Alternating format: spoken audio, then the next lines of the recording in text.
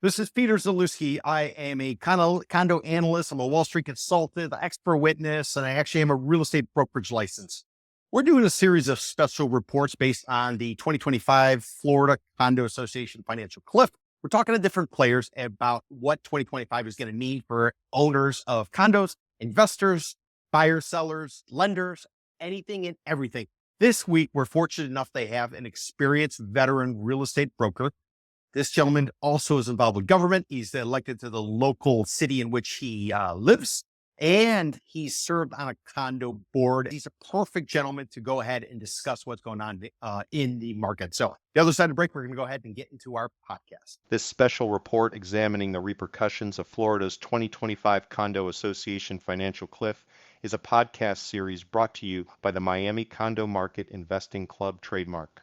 Founded by Miami condo consultant and expert witness Peter Zalewski in 2024, the objective of the club is to build a community to share real-time, actionable information on the latest real estate trends and opportunities in the Tri-County South Florida region of Miami-Dade, Broward, and Palm Beach.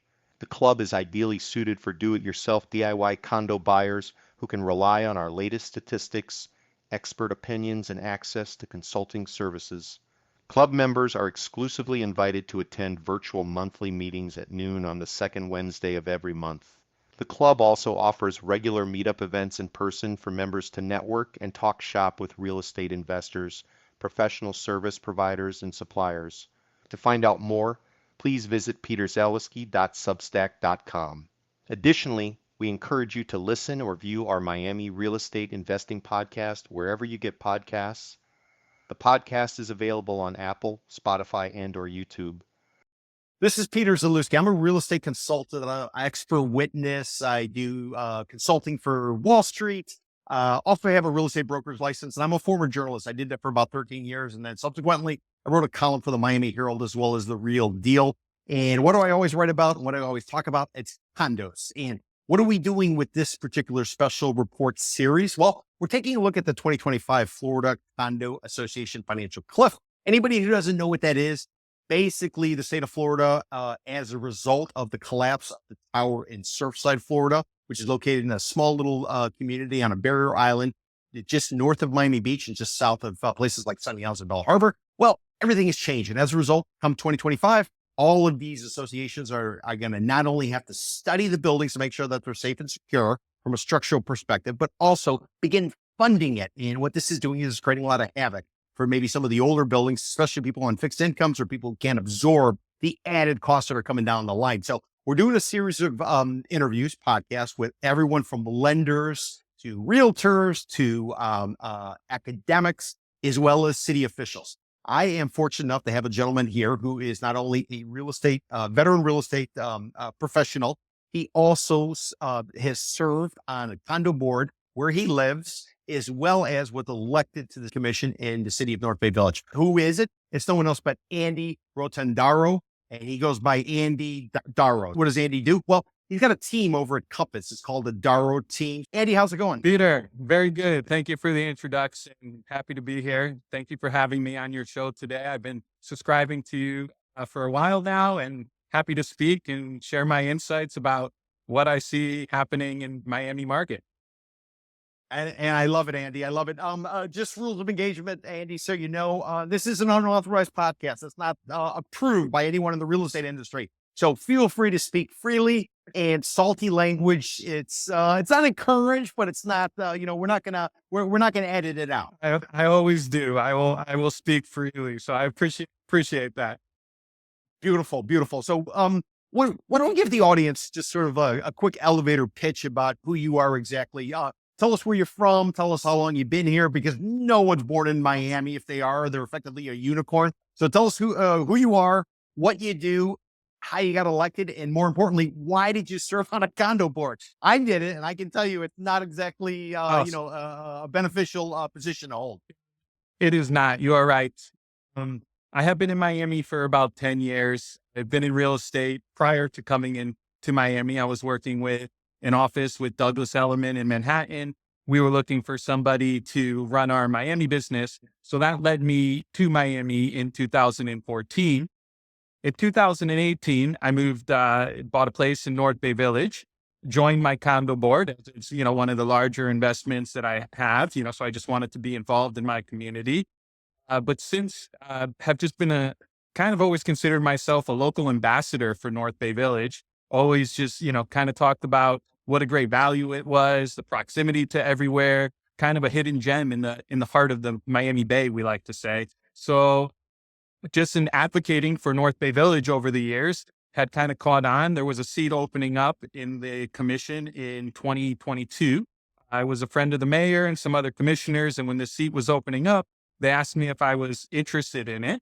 So it wasn't something that I was necessarily looking to get into, but happy to be serving my community now, and that's where I sit as a local official. But of course, I still operate in my day job, and my capacity is now running a team of 10 agents at Compass.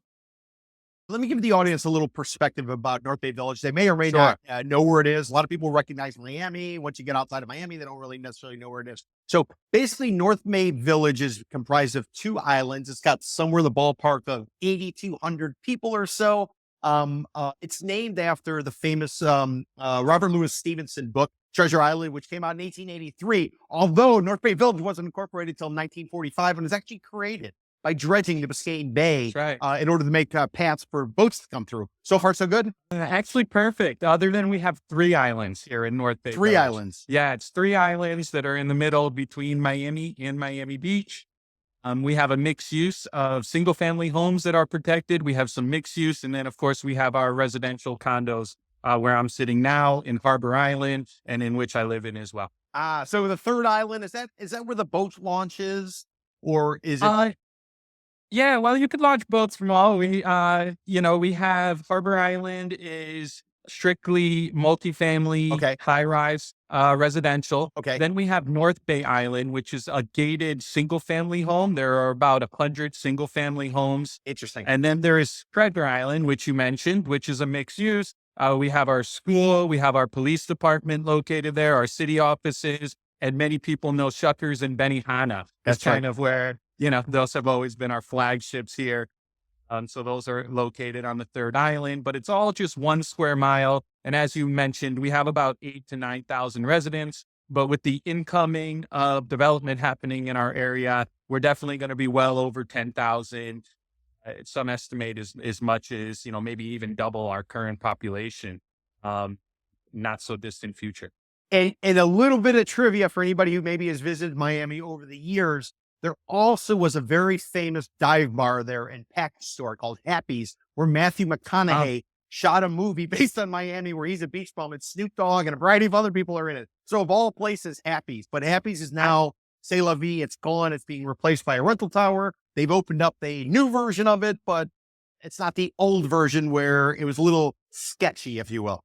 That's right. We still have Happy's in North Bay Village that have been relocated. Their current site is what you had mentioned, which is going to be called Shoma Bay, which is 333 units. It was actually scheduled to be a rental. They've since turned condo and have started their pre-sales for condo. And they're going to have a Publix on the ground floor, which is a nice thing for our community. They're excited about having a major grocery store come to North Bay Village as well. That's interesting, Publix, because, there's some that say based on the retailers that come in, it sort of reflects what's going on in the marketplace. Everybody's heard about Trader Joe's. Trader Joe's goes in and all of a sudden the values go up.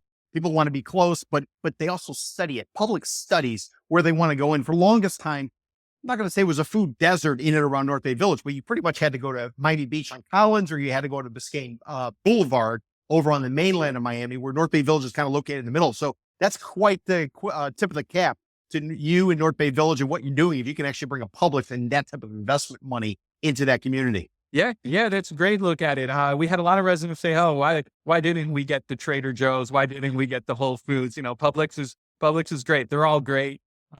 Ultimately, that wasn't the city's decision about what to bring in. This kind of the free market. This was the retail space that was there, and it was ultimately Publix that came forth with the best deal to sign with the developer who owns the lot now. So they're coming in there, and they should be in there by 2026. So just around the corner, 2 years. Shoma just broke ground on their project a few months ago, And, by the end of 2026, they're leading off our new construction boom here in North Bay Village. And we're bringing the Publix, and they're bringing a food court as well to North Bay Village, rooftop food court, Pura Vida. So a lot of other amenities that the residents are very excited for this project. Let's talk a little bit about your business first and foremost, like your niche. What is it who do you kind of target? Because I want to use that to kind of get into some of the bigger picture stories, which have to do with condo associations, their age, pricing, stuff like that. Yeah, our niche has always been, first of all, we have a very good contact with our New York brokers and my network from New York. So I've always done a lot of relocation business that has started, it was primarily buyers to begin, but, over 10 years, a lot of buyers become sellers and just developing more of a network in the community. We've now work about 50% with both buyers and sellers, almost always residential. We do very little as far as commercial work. And I would say about 60 to 70% of what we do is in the condo market. And, the other 30% is with the single family residential.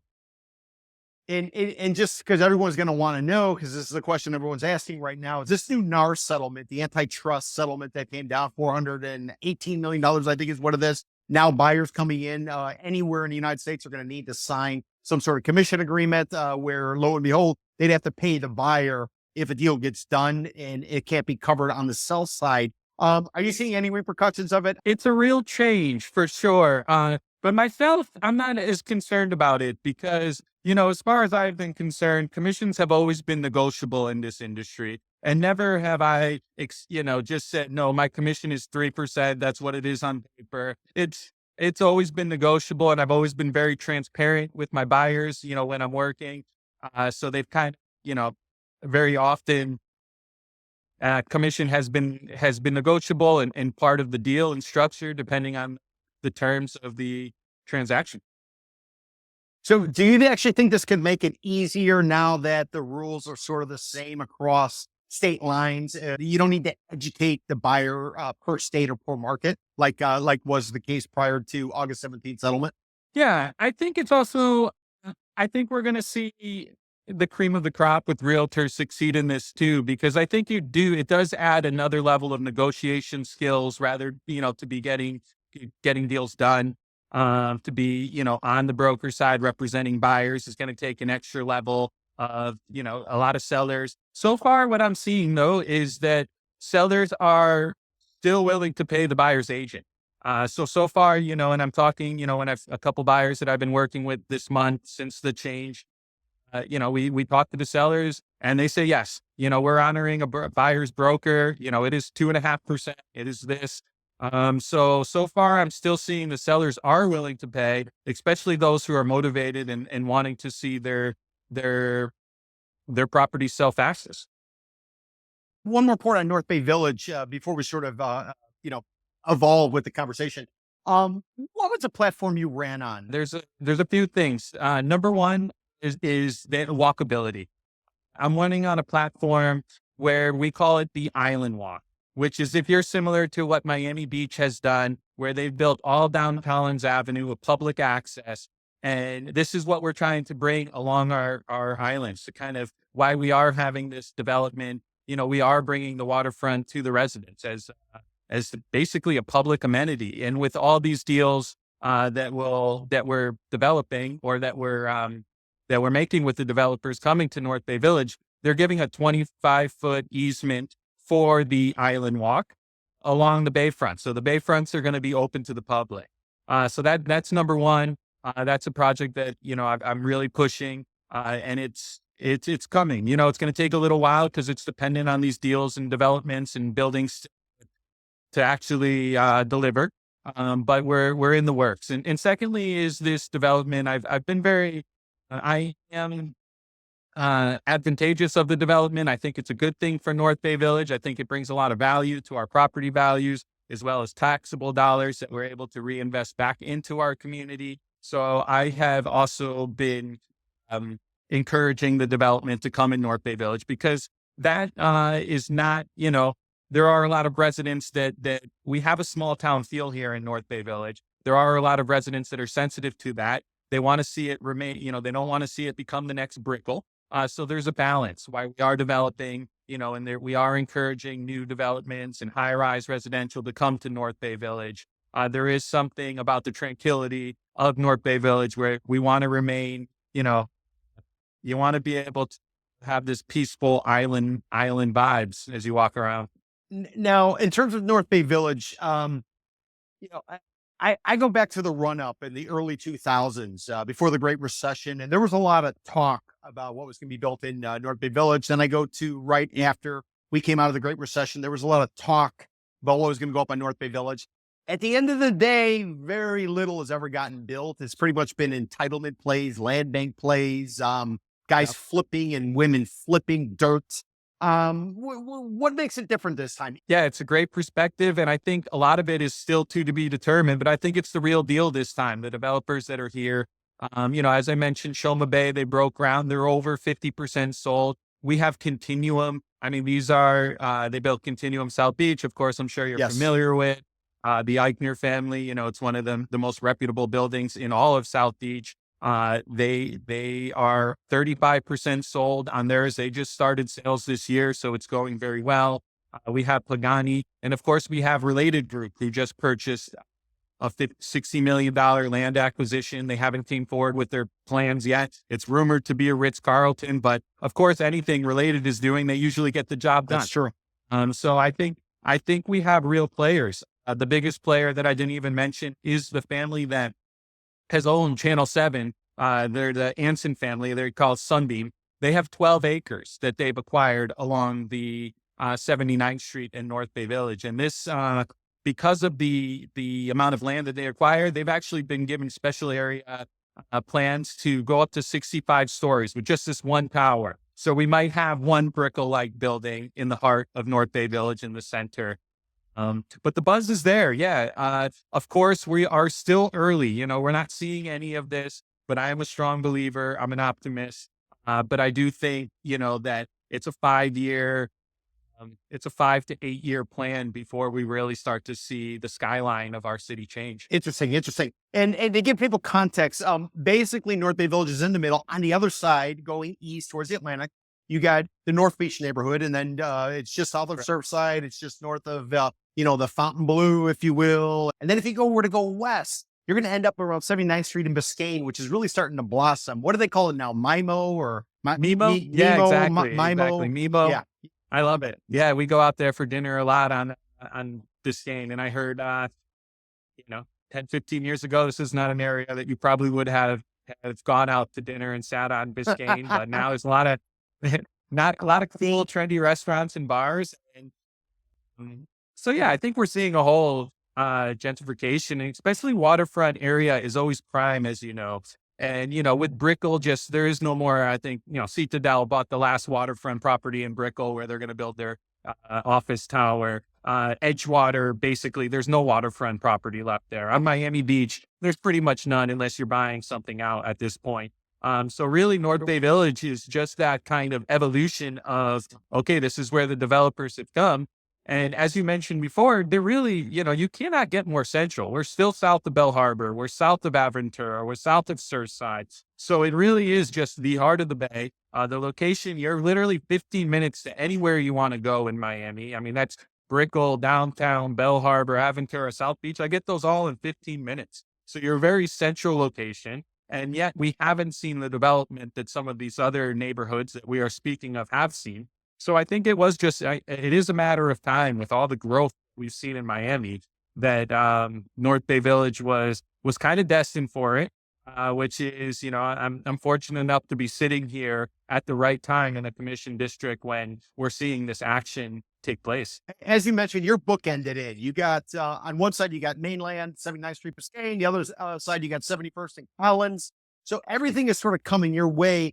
A lot of people say there's no more land available, especially waterfront, but I would argue North Bay Village has got a ton of waterfront available. Why? Because it's got a lot of old buildings. So some are arguing we could see some of these people on fixed incomes or in smaller communities actually look to sell out their condo to one individual buyer in what's called a termination down here, where that condo is basically recycled. It's torn down. Everybody's paid roughly the same amount per square foot or per door to kind of go away. Developer knocks it down. They're able to build.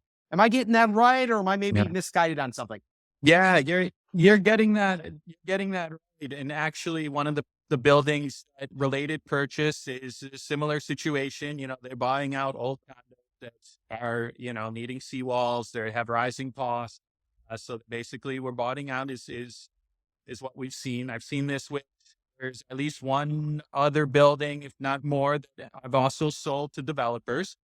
And then there's others that I've seen who are just, we're still dealing with this new change of the reserve study that is due by the end of this year. And we're going to see how it plays out. I think certain buildings are in better financial places than others, but we've certainly seen this. It's taking real effect, and it's a real thing that is happening right now, which is very interesting. Yeah. North Bay Village reminds me a lot of Sunny Isles. Sunny Isles has got sand. You have bayfront, but Sunny Isles back in the day was all 2 and 3 story old ass motel condos. And when I mean by motel, you basically are driving right up, you're parking, you're closing your door, and you're walking in. Not a hotel, which is vertical, a motel. So low rise type of stuff. And lo and behold, there was a corporation late 90s. Sunny Isles then changes the zoning. Next thing you know, you got 50 and 60 story towers where you have names like the Porsche and the Armani and the Bentley and all that kind of going on. But they were basically an opportunity play by developers there. I can see some similarities in North Bay Village where, again, you have some older projects that most likely, I don't know what their future is. I don't know what their shelf life is. I mean, could you see some similarities? There are some similarities. And recently, why I think we've encouraged the development is our building code has changed. It's been in underworks for the last 3 or 4 years. But now we're allowing up to 150 units per acre along the 79th Street and 70 units per acre in the more residential areas. But regardless, you can go 32 stories. It's much more favorable. You can, there are some plays where you can buy transfer development rights and even add more. So yeah, the building rights have become much more friendly for developers. And we do have a lot of those 2-story rental buildings and smaller condo communities that, they're great. They're on the water, and some of them are fighting, they don't want to go anywhere. These are it's still a great place to live. A lot of the buildings that have done the right things, they are in decent standing. I think they can weather the storms. We are going to have a little bit higher. It is going to have a little, you are going to have to contribute. Your HOA fees are going up. But unfortunately, that's the cost of living in Miami. There's a strong demand to be here. And, the people who live here, from what I'm seeing, they don't want to go anywhere. This is paradise. This is where I'm here by choice. You said nobody's from here, right? Before, I think you mentioned this, and to some extent, that's true. Everybody comes here because they want to be here. And I'm still seeing that. So even though the cost of living has becoming exponentially more expensive,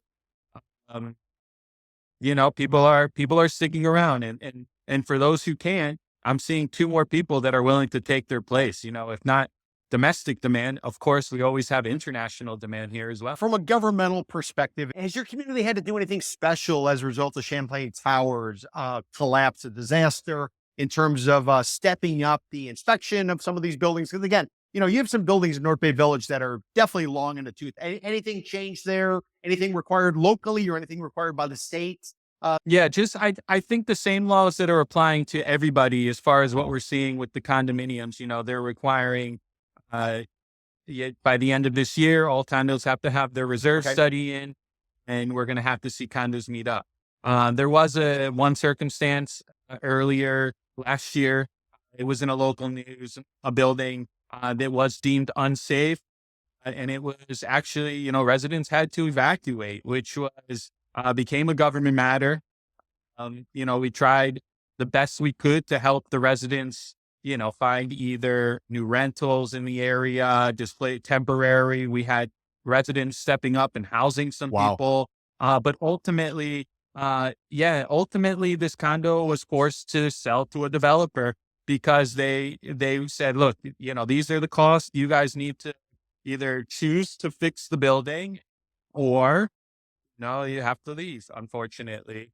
And in this case, the best route, the condominium, and there was, from what I understood, this ultimately was a condo association decision, and there was some splits. Of course, some people wanted to fix up, but ultimately, I think, like you said, you have a lot of people on older fixed incomes simply can't.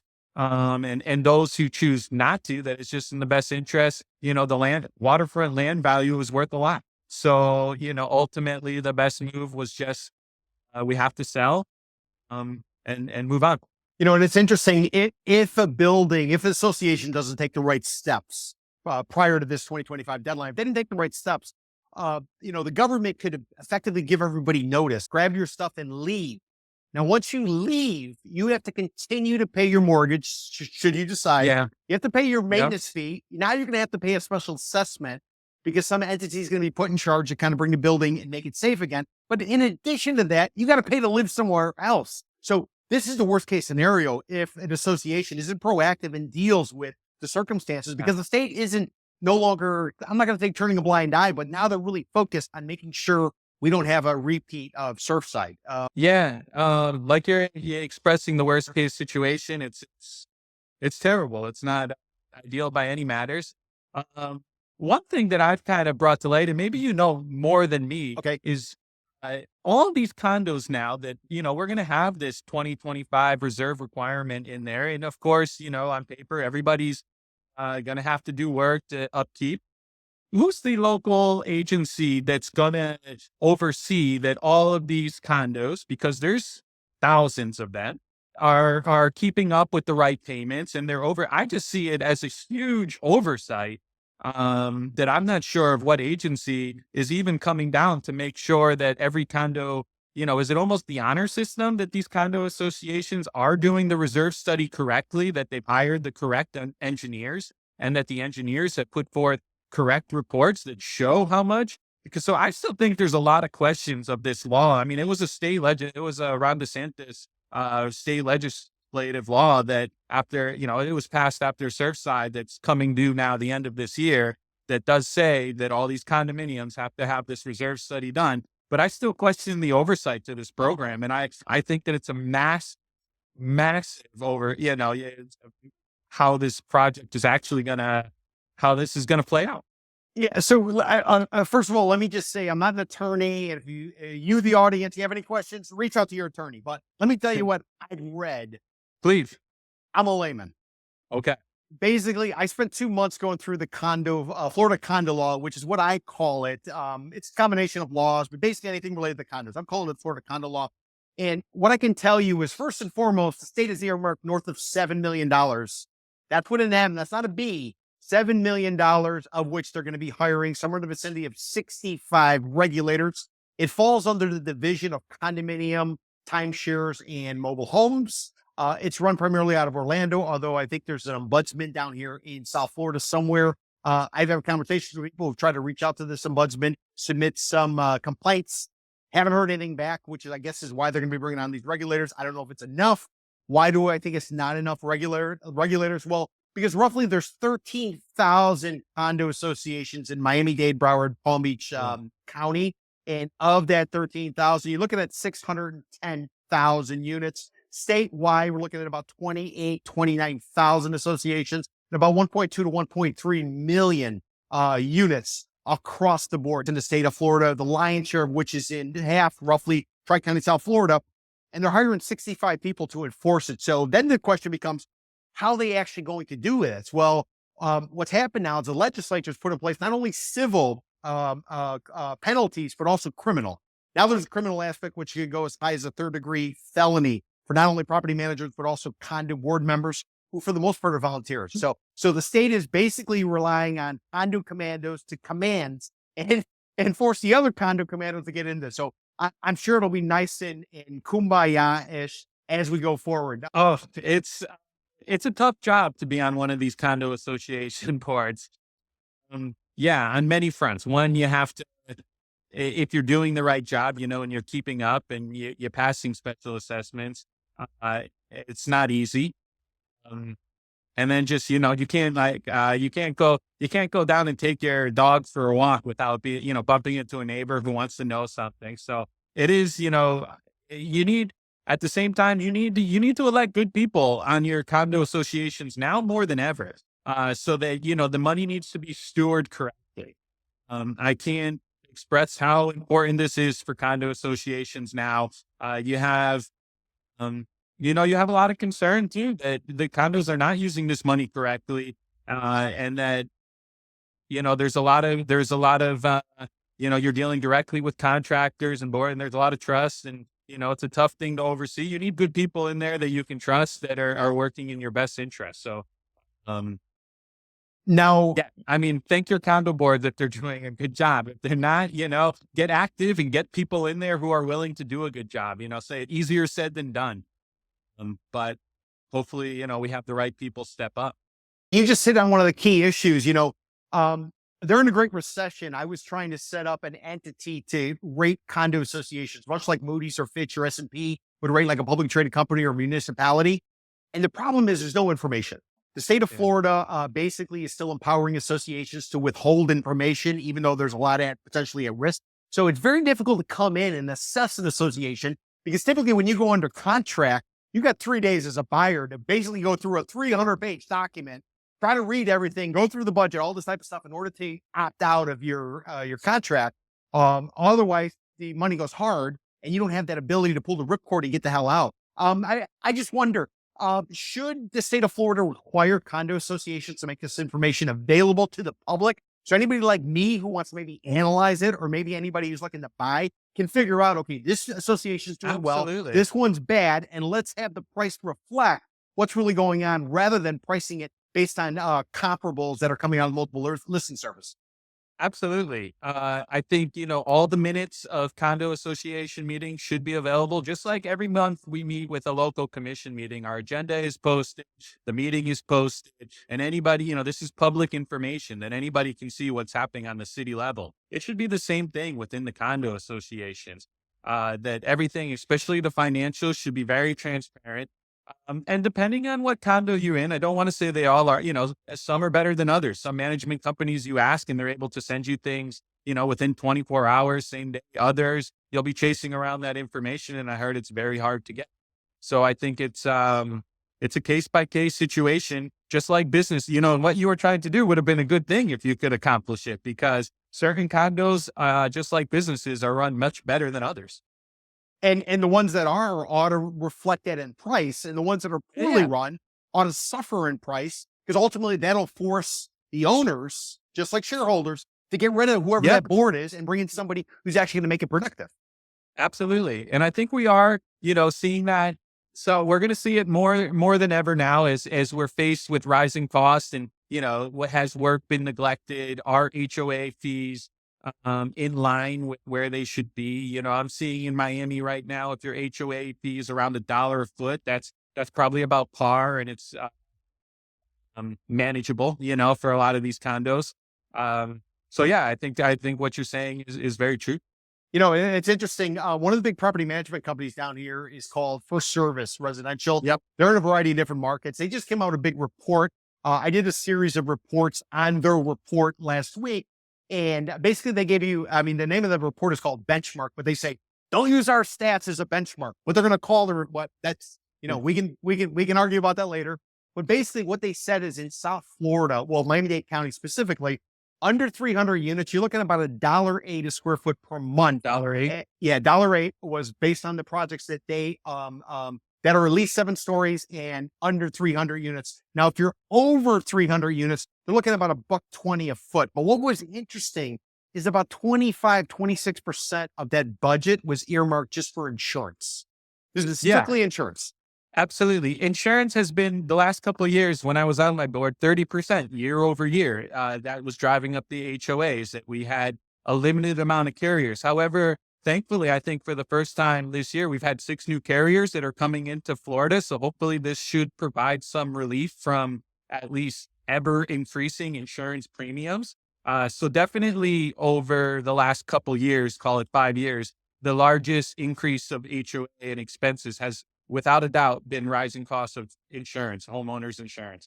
Now I think hopefully we've had some more carriers permitted to insure Florida. So I think this should provide some relief, but the next variant here is dealing with neglected work and keeping up with just projects that need to be done in the building to keep things up to par.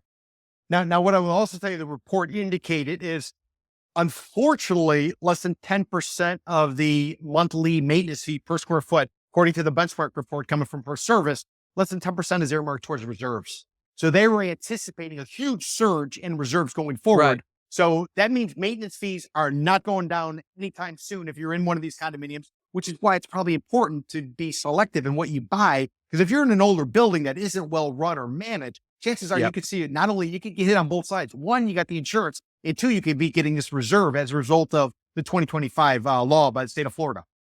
That's correct. 10% allocated to reserves has always been kind of that golden standard, especially when you want to be conventional lender. You want to qualify for conventional lending from banks, which is pretty much essential, at this point. Otherwise, you're just going to rely on cash buyers, and that's difficult.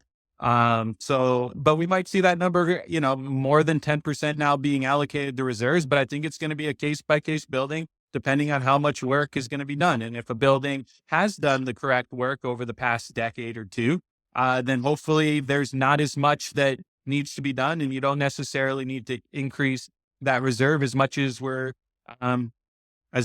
fearing and concerned about. I know there's a ton of concern. What's going to happen to Miami? And I keep hearing, are we going to crash? Is this another cycle? You've seen some cycles, but I'm very optimistic. I think I had told you when we had a conversation earlier. I still think Miami's going to persevere through this.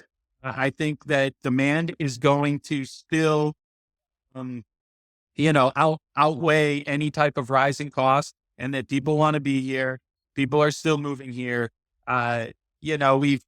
This year alone, condos have, despite having, interest rates that are double in many cases of what they've been the past couple of years, they've sustained. We haven't seen the growth this year that we were seeing, obviously, in the pandemic and before, but that growth is not sustainable under any measure to keep seeing that, that type of appreciation. But this year, I think prices have stayed steady, despite maybe a little bit of a slower economy and high rates. And if rates come back down, that could only help add new interest to the market as well.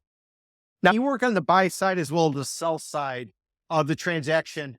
There is a state representative who pushed forward some legislation related to, let's call it the Florida condo law. And she did in June, she did an interview with WLRN, which is the NPR affiliate down here. Her name is Vicki Lopez. She represents Key Biscayne and most of downtown Miami, District 113 Republican. And she said she wouldn't buy a condo till 2026. And the rationale was these structural integrity reserve studies, SIRS, SIRS. And if you don't know SIRS and you want to buy a condo or you live in a condo, you better do some homework, because this is the acronym everybody's going to be talking about: SIRS, Structural Integrity Reserve Study. And what she was saying is she estimates in her district, which is Key Biscayne and most of that greater downtown Miami, where we got a ton of condos, she's estimating only about 30% of the units will actually have completed their structural integrity reserve study by the deadline of 2025. She says the state will probably work with any association, which is kind of late getting going. As long as you got something under contract, you're going forward. So when I spoke to some engineers told me, if you hire us today, our reports are going to cost between $2,000 to $100,000. You give us the money today, we're probably going to see in 6 months. We don't have enough engineers. We don't have enough people to look at this type of stuff. So I guess what I'm asking you is, do you have any ballpark about the associations in North Bay Village? What percentage will probably meet, or you're hearing could be meeting, as well as 2026? Would you be buying a condo beforehand? And if you are you trying to catch a falling knife, or could you address that? And yes, great perspectives. I think it's very situationally based. And I think there's a lot of buying opportunities that, on the contrast, are coming from this, from owners that are scared that they're going to be over their head with rising costs. They're willing to let their units go below market value, or because they're free, there's risk involved, because we don't know, the next couple of years, you don't know what these HOA fees are going to go to necessarily with the rising reserve studies. But I think it could also prevent buying opportunities in some circumstances. I'd like to share a story about my condo, which is a very, I think, unique case. Just this year, I mean, we have a little bit. We have a building, we're waterfront building, 310 feet on the water. We needed a new seawall. We're taking the opportunity over to redo our pool and dock, as well as some other work that needed to get done to our building. It's a $2 million assessment. So, a lot of people, they were, heard bitching and moaning. Nobody wanted to pay this assessment, of course, right? Um, and, you have a lot of concern, but we passed the assessment a few months ago. Actually earlier in the year, nobody listed their apartment for sale. So despite having a very large special assessment for our building, the residents, found a way to get it done. And for those who can't, there is a program with the Miami-Dade County that I'm sure you're maybe familiar with, but they are willing to, with those on fixed incomes and those who qualify even for less than the median income, families that are less than the median income, you can apply for a county loan. It's an interest-free loan that is up to $50,000, which is actually allowing you to pay back your special assessments interest-free over 30 years. Oh, wow. So I think, yeah, it's a great program that the county has in place that I think more word has to get out about this program, because Miami-Dade County does have something in place to help the residents that, are less than the median income, who want to stay in their buildings, and they can help them take on these special assessments at interest free over 30 years, just like your traditional mortgages. So Andy, your building's about 87 units, right? That's right. All right. So $2 million special assessment, 87 units, rough math, looking about Yeah. 23 grand. 20,000 for the 1 bedrooms and 30,000 for the 2 bedrooms. I own one of each in our building. I mean, I had $50,000. It's a large nut that has to get paid over the year. How long did it give you to pay it? Well, we only did a year. I mean, it was something, however, it's a quick payment. A lot of them are longer, but ours is 12 months. However, it was something that, it was about 2 to 3 years worth of meetings. So our board has been very transparent. We've hosted at least quarterly meetings. We've talked about the work for a while. So anybody who was remotely engaged in our building did know this was coming. Of course, you have those who say that it come out of the blue, but, I think we did a very good, and the majority of people, they at least had the opportunity to prepare to know that, look, this is something we want to do. Largely, it's going to be a great capital improvement into our building. So we're going to have a new dock come back there, brand new pool, and of course a seawall. So I think it will add the value back into the home. But nobody likes parting with cash. I mean, that's an uncomfortable, it's an extra bill, a huge extra expense that you have to pay. And this was a very large one for our building, but in our circumstance, the condo is enduring it. And so far, collections have gone well. People are able to keep. And actually next month we start the construction on our seawall. So now, if somebody doesn't pay, what do they face? The association, and you're no longer a part of the board. I'm no longer a part. But so the association, in theory, could go after that person and ultimately move to foreclose. Yeah, there's a collections program. If you don't pay after, I think you get a notice after 30 days, 60 days, you become delinquent, and then you get moved over to the condo attorneys who, they can go the route of foreclosure if you're not willing, or in many cases, I think, they're still willing to make payment plans or just something, have some agreement that you are acknowledging you owe this money and you're putting a plan in place, that shows that, hey, we want to stay here. We are going to pay it. Can you give us a little bit of longer? And hopefully you have a reasonable condo association who can then work with you. But, I think that's also going to be based on your condo association. Are they flexible enough to work with you, or are they just taking the hard stance of pay or get out? Now, on your maintenance, what does your building go for, price per square foot? We were right at $1 a foot. I got about 1,800 square feet. I'm paying right about 1,800 a month. So we're right about that number now.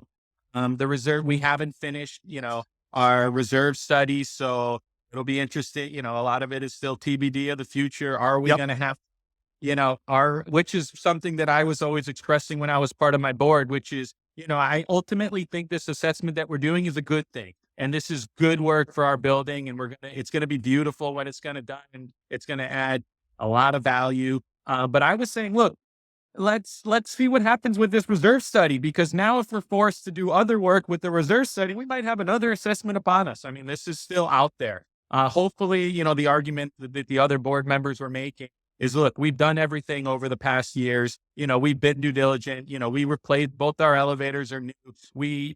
Our building it was originally built in 1969, but we did all impact windows. Everything's been modernized. So they've done, we have done a good job over the years. Which is why I'm there. I think it's a little gem of a building to be in North Bay Village that has updated itself correctly over the years. But it's still pending this new reserve study by the end of this year, and at the mercy of what an engineer comes into. And if they decide that there's other things that need to be done, then we're going to have to address those too. So just running the numbers real quick then. So if you're looking at $1 a foot, you get 1,800 square feet, you're looking at $1,800 a month. You got, let's call it blended 25 grand special assessment. That's another 2 G's. So you're dropping 3,800 a month, which is not tax deductible. Plus if you have debt service and anything else, plus property taxes based on the value, which is 2%. We're talking what, 7, 8, 10 grand a month. It's an expensive year. It was an expensive year to remain there. We have, however, seen great appreciation over the past couple of years, is the argument to make. The appreciation that you made over the past couple of years sitting in the pandemic, in many cases, I think my condos maybe have doubled from the time I purchased in just 2018. Well done. So, so how, you gotta factor that in too. It can't all be wins. You're gonna have to take some of the good with the bad. So somebody out listening to this podcast, give them the proposition as to why they would move today and buy something, or why they wouldn't listen to Vicky Lopez, the representative, who says don't buy till 2026. Once everything kind of gets washed out, is it the fact that everyone's going to be coming in at 2026 and you're going to miss it? Yeah, I think that's a lot of it. I mean, it's kind of like, what's that Warren Buffett quote where, like, when others are greedy, be fearful. And when others are fearful, be greedy. So I think a lot of people are fearful now that, costs are going to get too high. What's happening? But because of that, I think there's less buyers in the pool, and I'm seeing a lot of sellers that are concerned too. And in certain circumstances where you're having these high special assessments, I'm seeing buyers be able to negotiate great deals for themselves. Like, yeah, I'll come in, but the special assessment is going to be paid off at close. And I'm going to come in and buy it at market rate with you paying the special assessment. And, my advice for these people that are possibly interested in Miami is work with a good realtor. Work with somebody who can negotiate favorable terms for you, because, I think ultimately there are still great buying opportunities out there. You just have to do your research. You have to look at the reserve studies. You have to have an idea of what's possibly coming in the future and so factor that all in. But, I ultimately still think Miami is a city of the future. I mean, we have so many companies that are moving here. We have Citadel, we have Amazon, we have Apple. I mean, everything else, I still see us outpacing other markets. New York is still moving to Florida, California, they're relocating here. So I think we're still seeing more relocation than any place in the United States. Of course, we have the interest from South American demand, European demand. We have the favorable tax law. So I think another big thing that happened in the pandemic is Florida has, with all the past cycles, we've always been a second home market, right? I mean, this has always been a vacation place, a place where people are on, buying maybe their second or vacation home, maybe a rental property. But since the pandemic, when you're able to work from home, I think we're seeing a lot more primary residents come into Florida and say, why am I going to pay 10% to the state of New York or 10% to the state of California when I'm working from my home, when I can be working, in Miami, saving that money? It just, so I think that relocated, so a lot of the people that are here now that moved here over the past 5 years, they're primary residents. This isn't a second home market anymore. This is a much more annual market. And I think We're seeing that now. And I think that's going to help us sustain any of the past cycles that Florida has seen in. Now, I want to have a straight talk with the audience, especially if you own a condo. That condo that you over improved, that you put the best granite in and you brought in an interior designer thinking that you were going to get more for it. Listen, if it's in an old building, the likelihood is if a developer comes in with a termination, they don't care what you did because they're going to be paying based on how many units can they build on the site. So basically, if you're an owner, you have a condo, you think your condo is worth whatever, that developer's most likely going to give you 10, maybe 20% of the overall construction cost, which is basically your unit is just land. That's all it's worth. They're going to factor it in based on their profit margin, and that's what they're going to pay you for it. So if you think you're going to hold out and get a certain number, that number, it doesn't exist if you're facing sort of a termination. So these are the sort of discussions you need to have with your realtor, whoever your professional people are, to decide, does it make sense to stick around or does it make sense to kind of call it a day and move along? And remember, the first people out tend to get a higher price, especially when you start getting into a doom loop type of situation. Andy's willing to spend the money to get through the other side.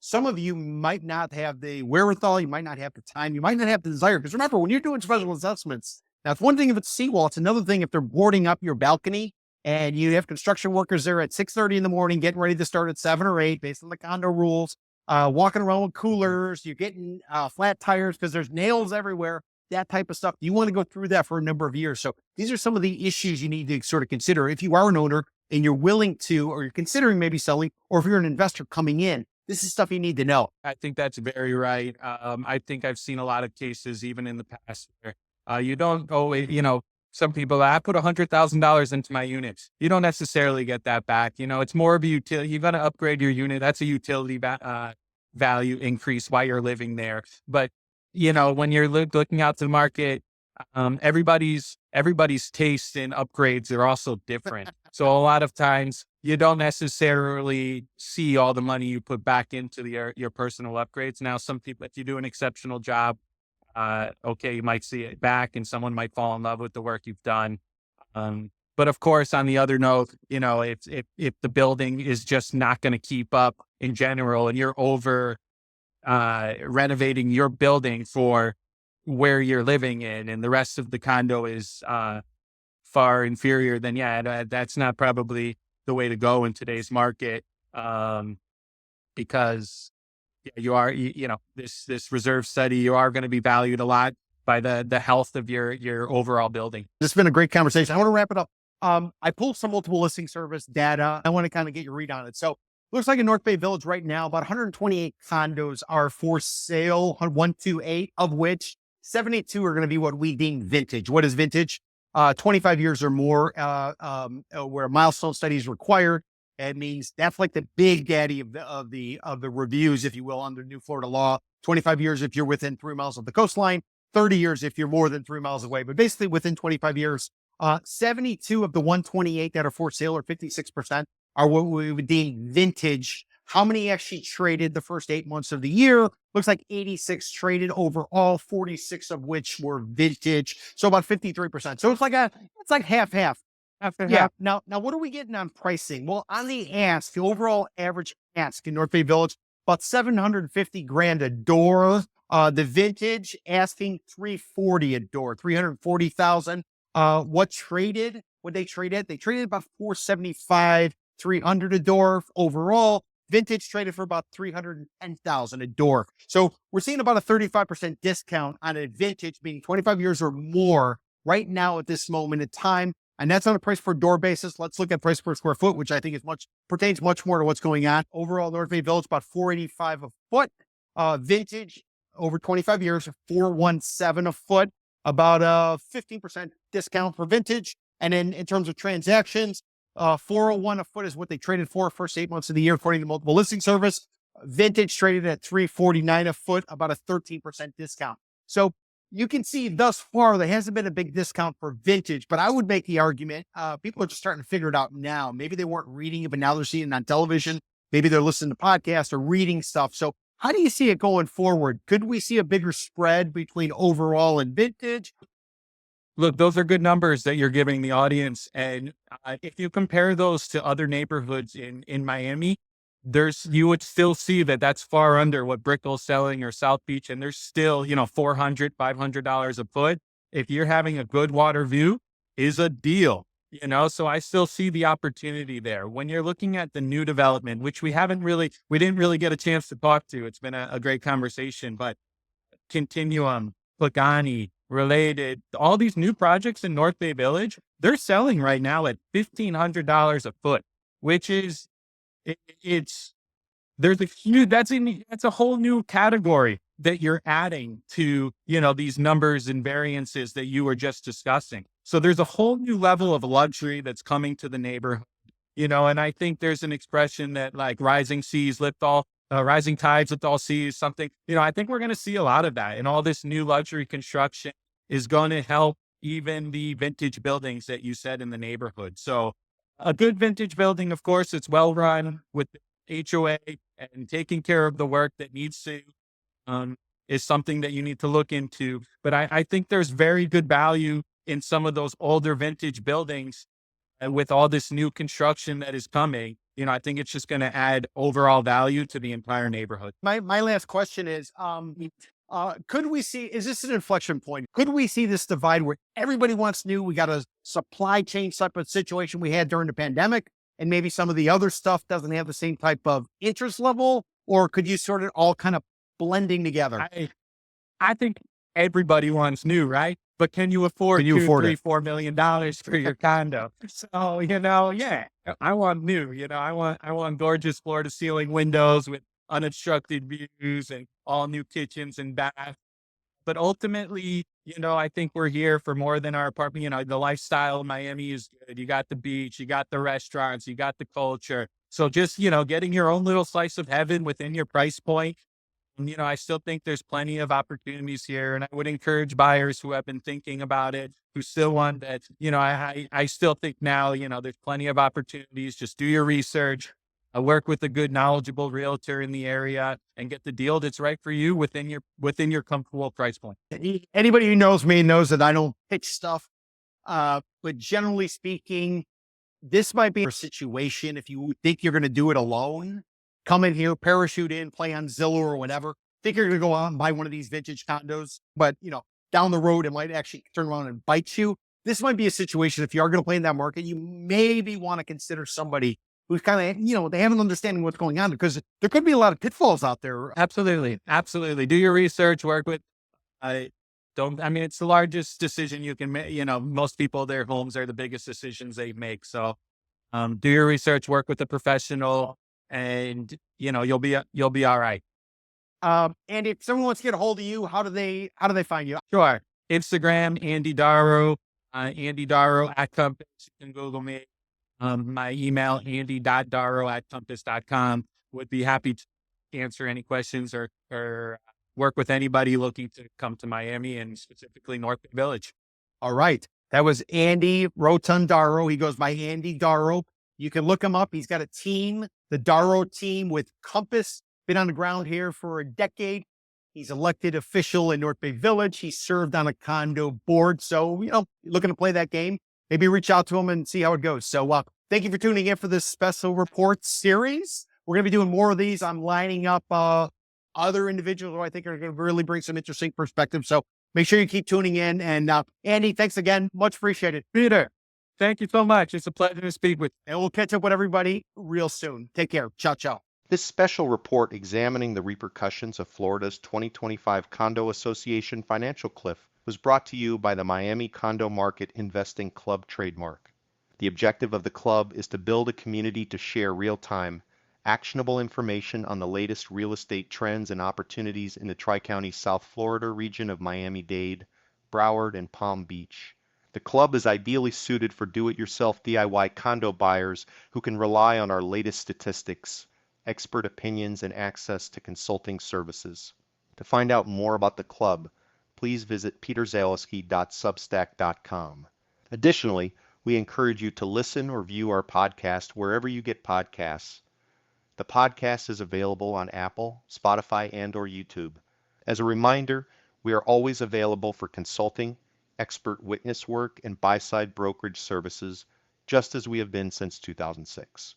For South Florida condo resale information, please call 305-865-5859 or visit condovulturesrealty.com.